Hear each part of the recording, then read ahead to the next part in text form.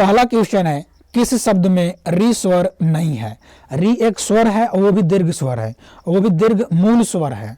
ठीक है, तो वही पूछ रहा। अगर आपको इतना नॉलेज नहीं है तो आप पढ़िए, अब पढ़ने का मतलब वीडियो देखिए। चलिए, री क्या है? री एक क्या है? दीर्घ स्वर में आता है और स्वर है। ठीक, पूछा है कि स्वर, री वाला स्वर किस में नहीं है? ऑप्शन ए कृपा, बी कृष्ण, सी दृष्टि, डी आज। तो किस में नहीं है भाई? किस में नहीं है? तो आपको बोलना है कि जो ऑप्शन नंबर डी है, आज में री स्वर नहीं है। तो आपको समझ में आया होगा कि री स्वर किस में नहीं है। तो साथियों, आप सभी को जय हिंद।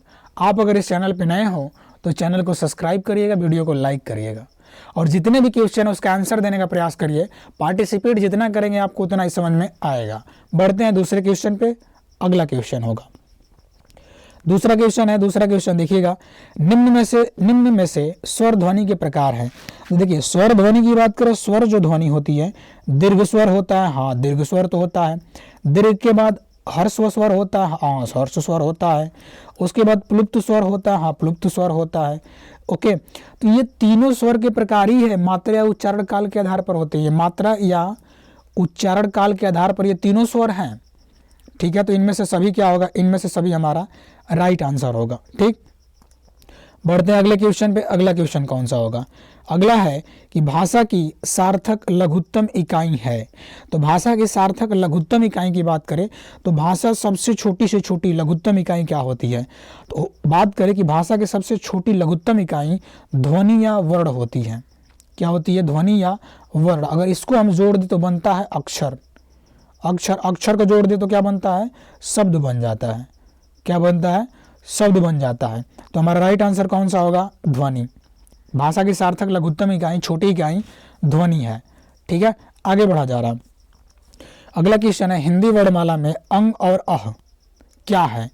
तो अंग और अह की बात करें, अंग और अह, अंग को लिखा जाता है ऐसे बिंदी और अह को लिखा जाता है ऐसे बिंदी। ठीक, ये है क्या? स्वर है क्या? व्यंजन है क्या? अयोगवाह है क्या? संयुक्त व्यंजन है क्या? तो देखिए, लिखने के दृष्टि से इसको तो स्वर में लिख दिया जाता है। किसको? अंग और अह को लिखने के दृष्टि से स्वर में लिखा जाता है, बोलने के दृष्टि से व्यंजन में बोला जाता है। लेकिन ये ना तो स्वर है ना तो व्यंजन है, तो फिर क्या है?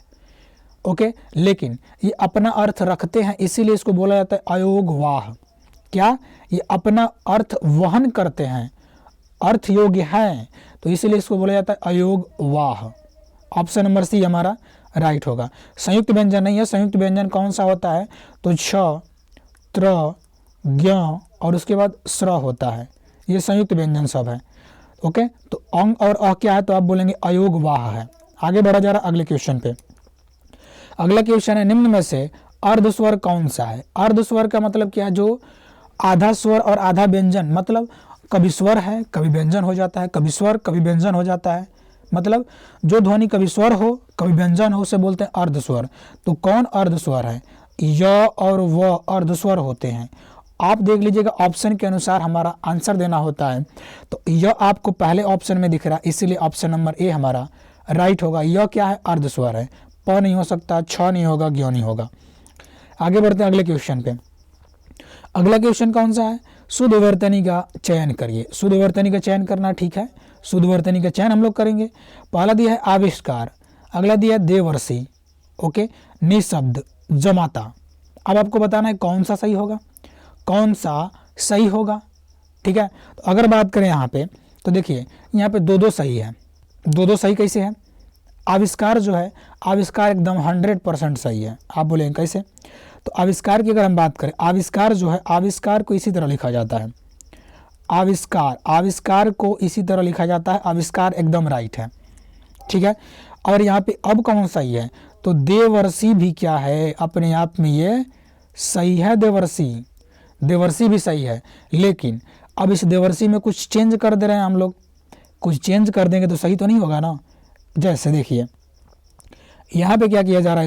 इसको किया जाएगा, इसमें एक दे, व को हम बना दे रहे हैं ब। वो क्या बना दे रहे हैं? तो आप बोलेंगे वो को बना दीजिए ब, वो को हम बना दे रहे हैं ब। अब देखिए देवर्षि, तो इसीलिए ये वाला गलत, ये वाला गलत, ये वाला गलत। सही कौन है? आविष्कार। और जो पहले है वही तो आंसर हो जाएगा। आविष्कार हमारा सही होगा, आविष्कार सही होगा। आगे बढ़ते हैं अगले क्वेश्चन पे। अगला क्वेश्चन है शुद्ध वर्तनी का चयन कीजिए। लिखा है कलेश, कलेश, कलेश, कलेश। तो देखिए कलेश अगर लिखा जाता है तो कलेश ऐसा लिखा जाता है, कलेश। ठीक, ये सही है। अब देखिए ऑप्शन नंबर किस में ये सही दिया है, तो आप बोलेंगे ऑप्शन नंबर बी में ये सही दिया है, कलेश। ठीक है, आगे बढ़ते हैं अगले क्वेश्चन पे। अगला क्वेश्चन है शुद्ध वर्तनी का चयन करिए। शुद्ध वर्तनी का चयन करना है, कौन सा वर्तनी सही है। तो शुद्ध वर्तनी की अगर बात करें तो देखिए लिखा है उन्नयन, उन्नयन, उन्नयन, उन्नयन। तो उन्नयन अगर लिखा है तो उ न लिख दिया, य और न, उन्नयन। उन्नयन हमारा एकदम राइट होगा, उन्नयन हमारा एकदम राइट होगा। ठीक है, उन्नयन क्या होगा राइट, ऑप्शन नंबर ए हमारा राइट होगा, ऑप्शन नंबर ए राइट होगा। ठीक, बढ़ते हैं अगले क्वेश्चन पे।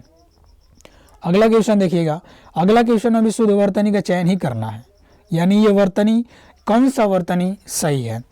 अब यहाँ पे वही वाला ऑप्शन आ गया, वही वाला फिर से आ गया क्या। तो अब यहाँ पे हम लोग बनाए तो थे यहाँ पे क्या कि देवर्षि, देवर्षि, देव ब बना दिए। कौन सा सही होगा, तो आप बोलेंगे आविष्कार, आविष्कार एकदम राइट होगा, आविष्कार एकदम राइट होगा। आगे बढ़ते अगले क्वेश्चन पे, सेम ये भी रिपीट है। तो कौन सा सही होगा, तो आप बोलेंगे जो कलेश लिखा है ना, कलेश, कलेश हमारा सही होगा, कलेश इसी तरह लिखा जाता है। ठीक, तो कंप्लीट होता है हम लोग का क्वेश्चन। मिलते हैं नेक्स्ट वीडियो में, तब तक के लिए जय हिंद, वंदे मातरम, भारत माता की जय।